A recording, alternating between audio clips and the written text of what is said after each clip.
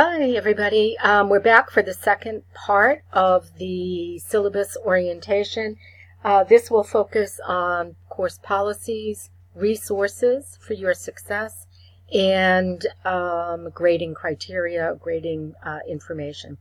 So what you're going to be learning in this course has been identified as course learning outcomes. There are 7, and so it's important that you be mindful that there's a real purpose here. There are expected learning outcomes, and the assignments and other graded assessments in this course align with those course learning outcomes. I want to be sure that I'm evaluating you and that you are, in fact, if you successfully complete the course, which I'm sure you all will, have the foundational knowledge you'll need to go forward in your upper level coursework, particularly in applied crime theory, which is a required course. In addition to knowledge or information about crime theory, you'll be working on developing skills, reading, writing, thinking, quantitative reasoning, and understanding charts and graphs about crime data, crime trends. You'll be working with using using technology, applying technology to solve problems and submit assignments. You will have some opportunities to reflect on what you're learning and how you're learning. And finally, a significant part in the skills area is developing career readiness skills. And career readiness skills focus on preparing for what's next. Whether you will be entering the world of work upon graduation, or you will be going on to grad school and then entering the world of work, either or entering into the military, as some students do. There are some skills that are important to be successful in whatever is next for you, whether it's work, grad school, or the military. Critical thinking and problem solving, written and oral communication, using technology, applying technology to solve problems, complete tasks, professionalism and work ethic, and teamwork and collaboration.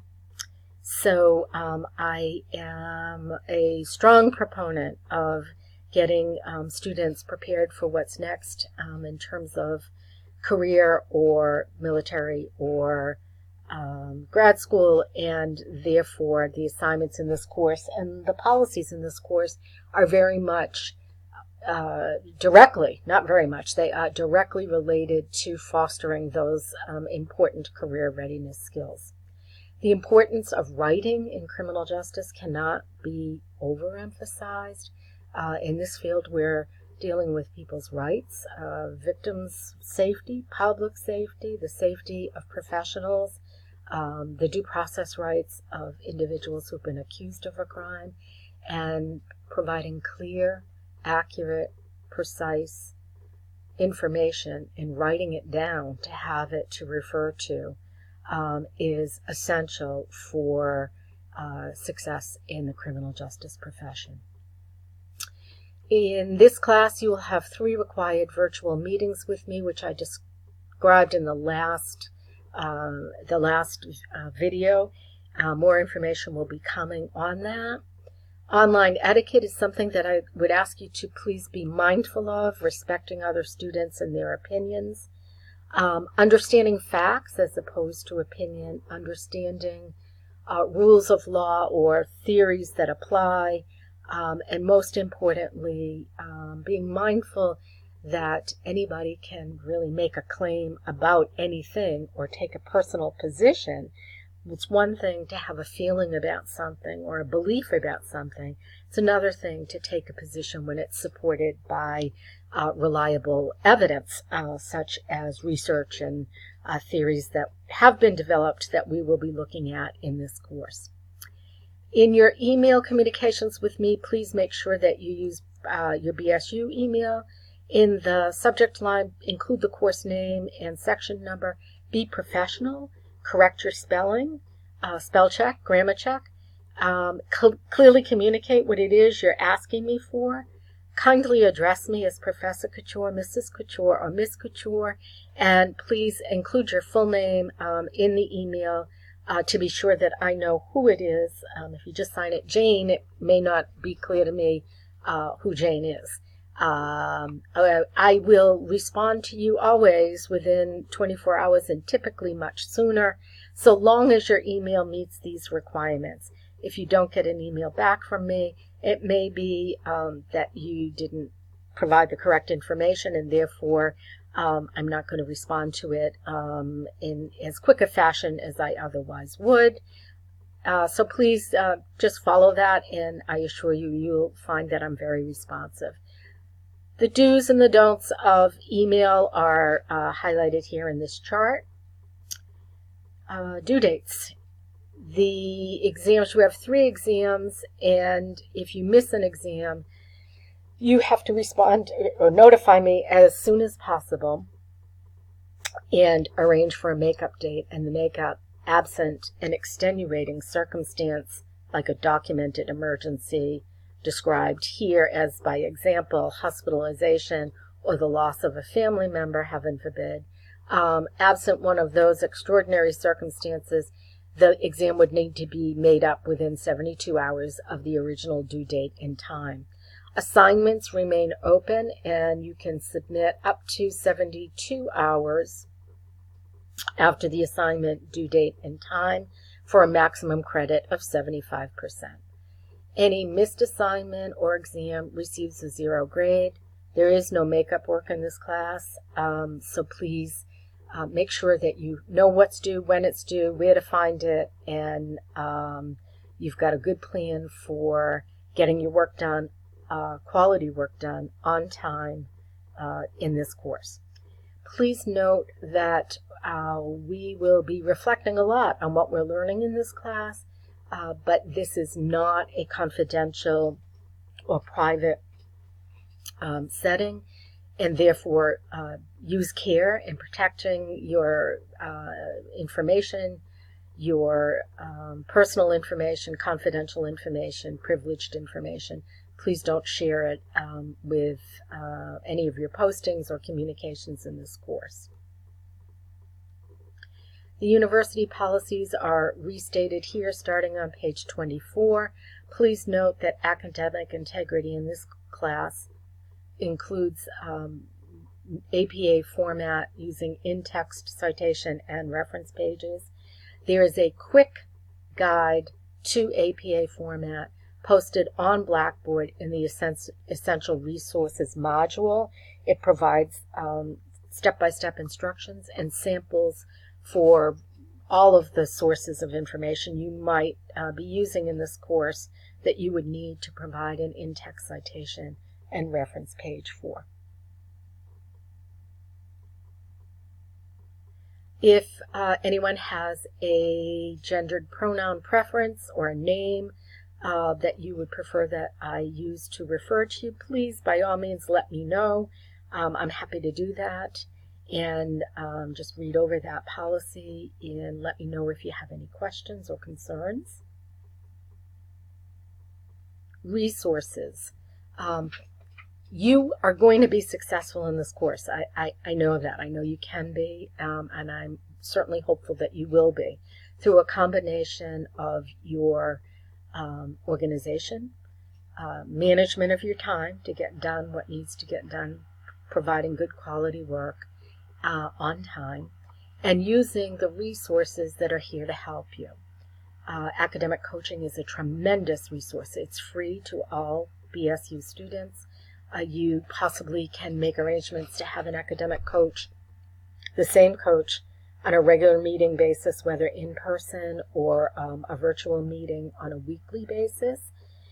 Academic coaches are outstanding resources for those of us who could use some help getting organized, managing time, reading with comprehension, understanding assignment instructions, and preparing written assignments. I would be happy to speak with anyone individually and facilitate a referral and get you hooked up with academic coaching if that's something that you think you would be helpful. There's certainly resources on campus for any student who is facing basic needs, and please don't hesitate to reach out to the information that's provided here. Counseling services free of charge, Disability Resources Office, food banks and food pantry information. There's a school supply shelf in the library for students who need some extra help with notebooks or markers or pens, paper, that kind of thing. If anyone is not a native speaking, if English is not your first language, by all means be aware of and consider accessing the resources in the second language services. Their office, Luann Falls is the contact person. The phone number is here. Her email address is here. And they are located in the Academic Achievement Center on the ground level of Maxwell. There also is located the writing studio, specific writing tutors, and most all of us could use some help with our writing assignments. Finally, what is your grade going to be based on in this course? 20% of your grade is based upon assignments. All those assignments are posted on Blackboard in the graded items in this course module. In the assignments folder, you will see that there are 7 different assignments due at various points across the semester, as noted on the course schedule. Those assignments, instructions, assignment submission links are all available there in the assignments folder in the graded items in Blackboard. You have 3 discussion posts and 3 discussion replies, which are due within the first couple of weeks of the semester.